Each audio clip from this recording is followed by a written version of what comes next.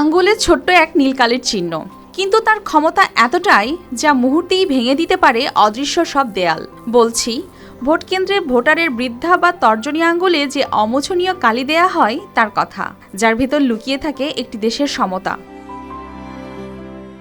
আজ ত্রয়োদশ জাতীয় সংসদ নির্বাচন। ভোটকেন্দ্রের সামনে লম্বা লাইন, যেখানে দেখা যায় পুরো সমাজের ছবি। এখানে সব ভেদাভেদ ভুলে ধনী গরিব সহ সকল বয়সের মানুষ জমায়েত হয়েছে এক উদ্দেশ্যে, তারা ভোট দেবেন। সব মশার বিরুদ্ধে সুরক্ষা দিতে এলো বসুন্ধরা এক্সট্রিম অ্যারোসল, মশার বিরুদ্ধে এক্সট্রিম সুরক্ষা। ভোট কেন্দ্রের ভেতরে যাওয়ার পর যখন পোলিং অফিসার বাম হাতের তর্জনী বা বৃদ্ধাঙ্গুলে সেই ছোট্ট নীলকালির দাগ লাগিয়ে দিচ্ছেন, তখনই ভোটারদের হচ্ছে বিশাল এক প্রাপ্তিযোগ। ওই এক ফোঁটা কালি প্রমাণ করে দিচ্ছে যে দেশের সিদ্ধান্তে ধনী থেকে গরিব, বৃদ্ধ থেকে তরুণ, সকলের অধিকার সমান ও তাদের কণ্ঠস্বরের মূল্য এক।